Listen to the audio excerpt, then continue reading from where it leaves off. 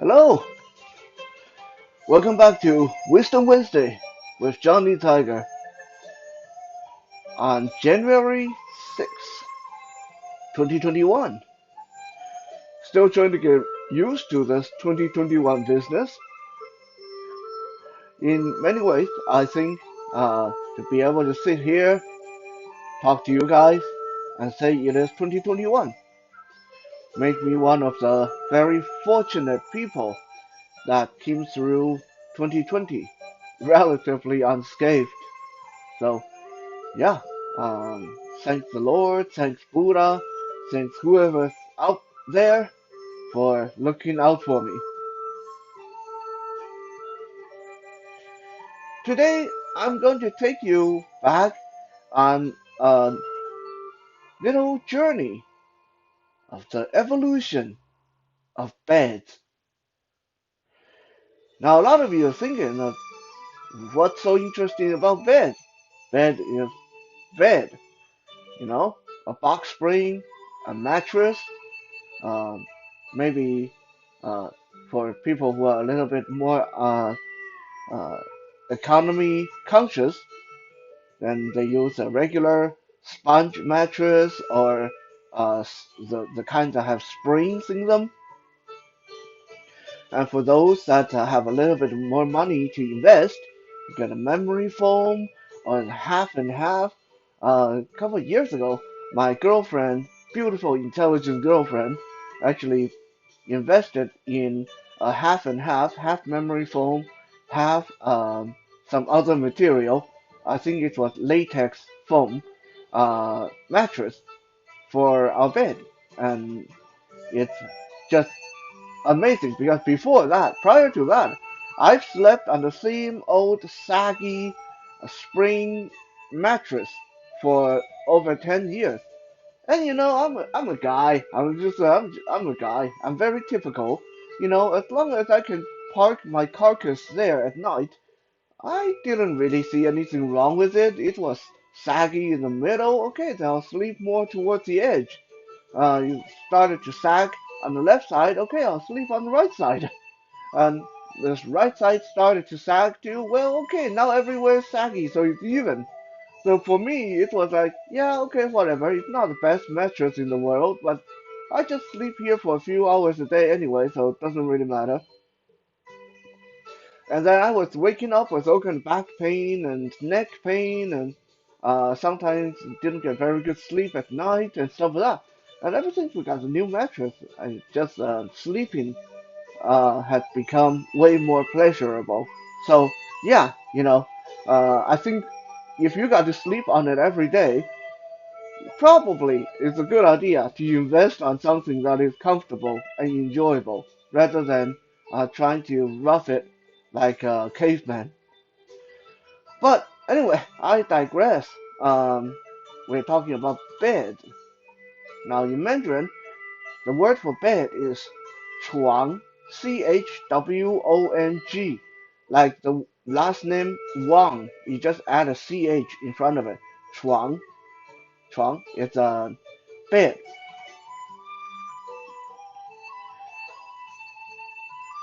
The history of bed in China and Taiwan is actually quite interesting because the bed, the 床 as we know it, the box spring, the mattress, the bed sheet, all that stuff, only really became popular after about 1980. In fact, I'll tell you guys, in Taiwan, even back in the 1980s, most of us didn't sleep on bed. We didn't sleep on 床 because between 1890 and 1945, Taiwan was under the uh, leadership or dominion of Japanese people.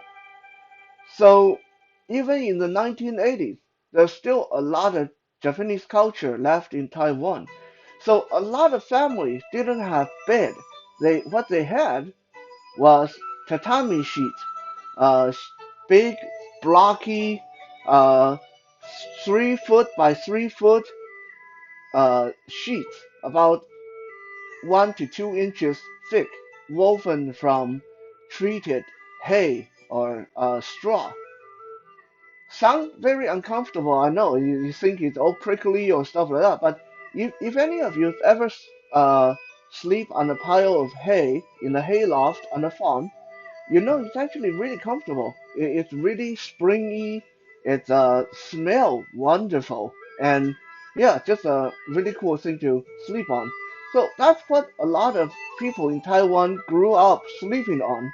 I slept on tatami sheet from the age of 2 up until the age of uh, maybe 14. Now, of course, for a child, especially a hyper child like myself, tatami sheets were not ideal because, uh, it's hay, it's straw, and it's uh, natural.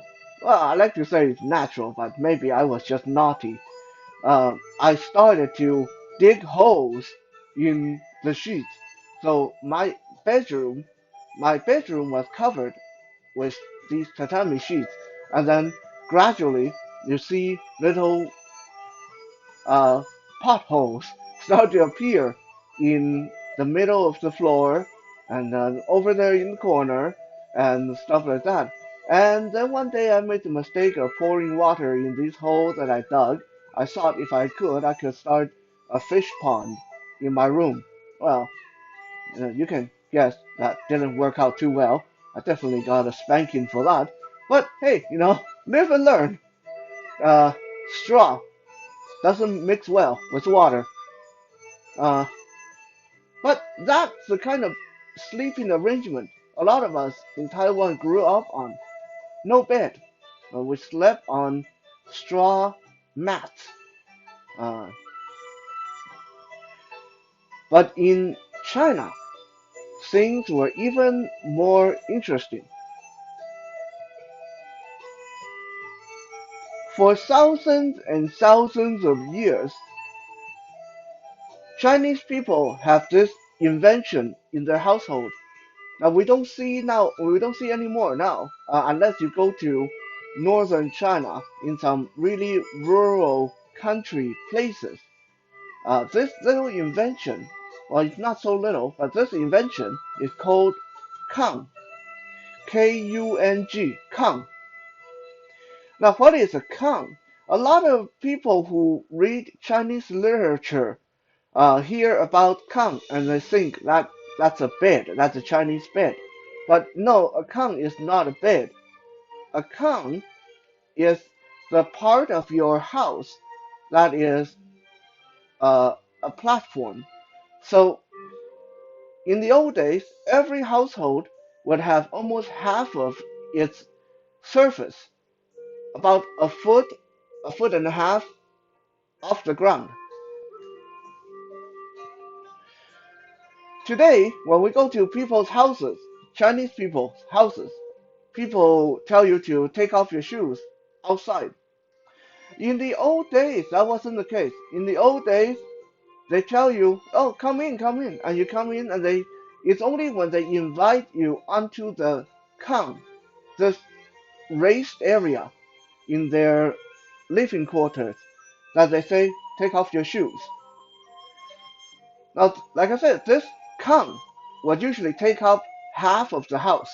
So this is the platform, this is the pedestal that you eat, you sleep, you play, you do your homework, you do a lot of stuff on. Typically, a kang, the pedestal, is made of brick and it's hollow underneath.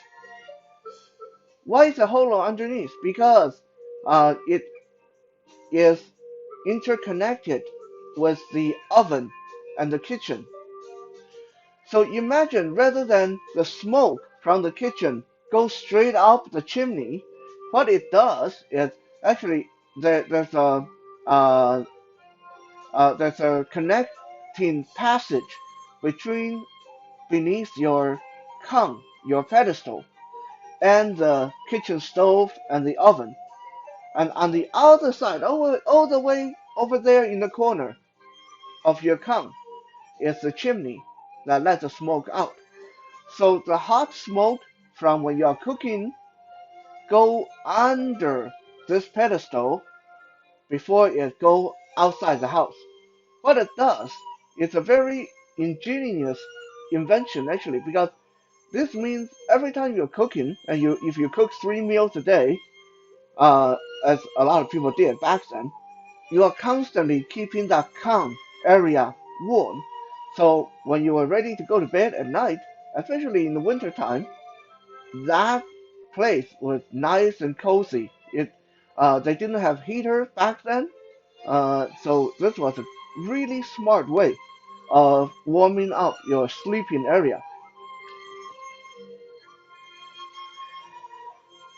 Now a lot of people say, well, that does not sound very comfortable. You got this brick pedestal that you can lay down and go to sleep on. Well, in the old days, what people did was they had these straw sheets, straw mats, like yoga mats, that they would sleep. They would put over the kang, and they lay on these to go to sleep. The more poor family, their yoga mats, the mats were made of grass, woven straw. But the more rich folks, they had mats that were made of bamboo. It's quite interesting because every summer, in the beginning of summer, you see a lot of people treating their the mat, the straw mat, the bamboo mat. And what they would do is they would take the mat and soak it in a solution of salt and water, and then they would hang it outside and to let it dry under the sun for a couple of days before they start using it to sleep on for the rest of the year. This, of course, got rid of germs and mildews and mold and all that stuff. And in the old days, there's no washing machine and no convenience, so unless you just want to buy new mats every year, this is how you keep it nice and clean and fresh.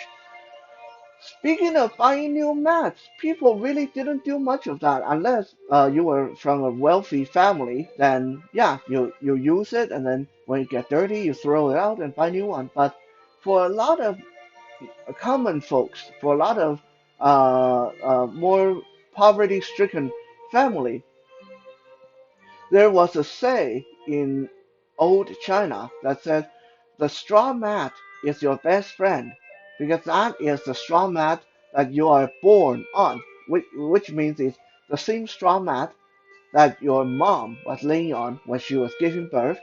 And then this straw mat will be the same straw mat that you grow up on. So while you're growing up, you're sleeping on that same straw mat. And then this will be the straw mat that you die on. So when you die, most likely you'll still be on the same straw mat that you were born on.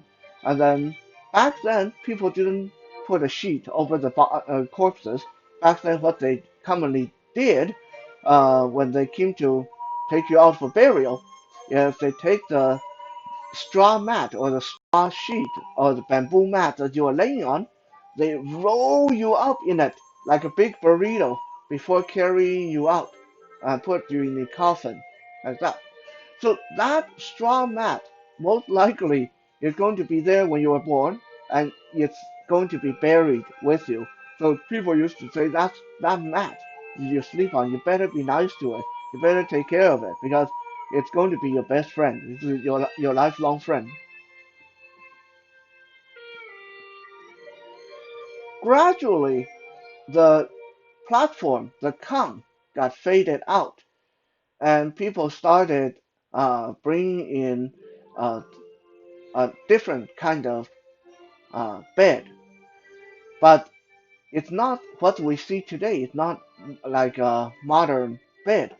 When I was growing up, for people that didn't sleep on tatami sheets, they slept on a kind of bed that was, well, quite frankly, I always say it's like sleeping on a tabletop because it's basically a big piece of flat wooden board that's raised off the ground, and that's it. It's a lot smaller than the old platform, than the Kang system. It's about the size of a modern bed, like a king size bed. But other than that, it's flat and hard and very uncomfortable. I slept on those before when I was little, when I visited my friend, and in fact, my nanny Maru, when I visited her house when I was little, that's the kind of thing her and her family slept on. That's what they were comfortable with. So even then, straw mats, bamboo mats were still very fashionable, very popular with Chinese people because sleeping on these hard, flat wooden bed, you still need to put a yoga mat or a straw mat over them. There's no mattress, nothing.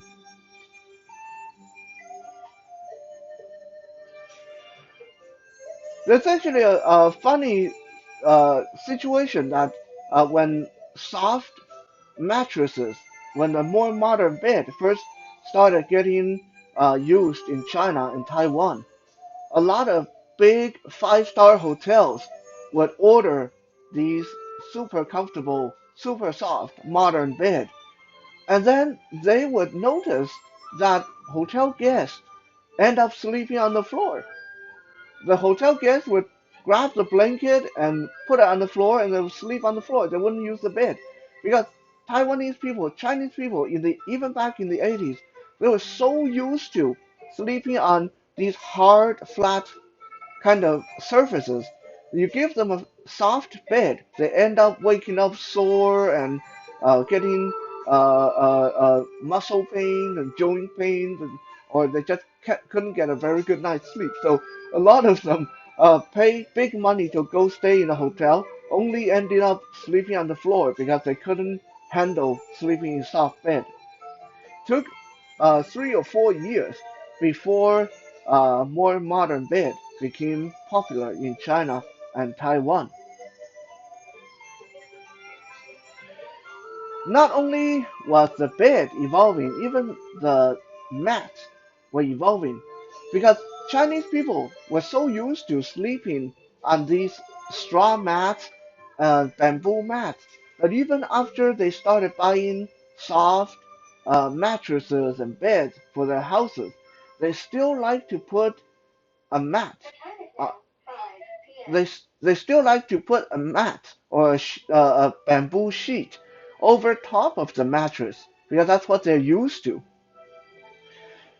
I remember when I was little, someone came up with this new style of mat that looked like many pieces of mahjong blocks all on form a sheet.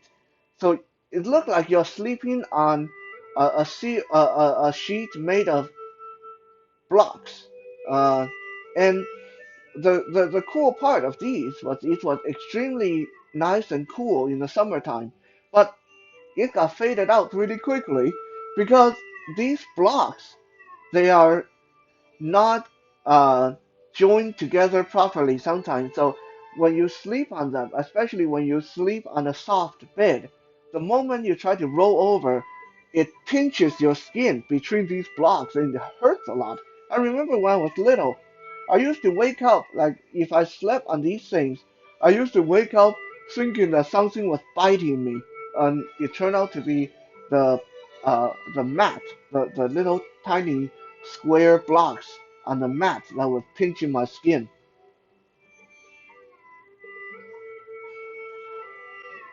If you went to China and if you went to cities like Shanghai and Beijing in the 1980s, you would, especially in the summertime, you would see a very strange custom that we almost never see here in North America. You would see that in every public location, parks, uh, city squares, and even out on the side of the street, people brought their straw mats, bamboo mats, and their blanket out, and they just slept there in public because air conditioner didn't become popular until mid to late 80s in China and Taiwan. So prior to that, in the summertime, it's really hard to sleep at home when it got really hot. So a lot of people were just saying, hey, the heck with it, let's go sleep outside. It actually uh, gave birth to an interesting little Chinese quote that said, when it gets hot enough, there's no such thing as a gentleman. And that was so true because if you went to Shanghai or Beijing or a lot of Chinese cities in the 80s, in the summertime, you can't walk around without tripping over someone just sleeping out there outside in public, wearing their shorts and just with a sheet under a straw mat under them and maybe a thin bed sheet or a blanket pulled over their belly, and that's it. Like people were out there sitting around in public places, topless and in shorts, and just drinking beer, smoking cigarettes, and it's like a big, uh, massive sleeping party, pajama party out in the public every summer. Now you no longer see that nowadays because now uh, government regulates that, so it's illegal to do that anymore. But it's a funny little Chinese custom that definitely would have given a lot of foreigners this WTF moment if they saw it. Thank you for checking out today's Wisdom Wednesday. We'll be back again tomorrow for Toy Thursday. For now, have a good night. Enjoy your bed because beds are awesome.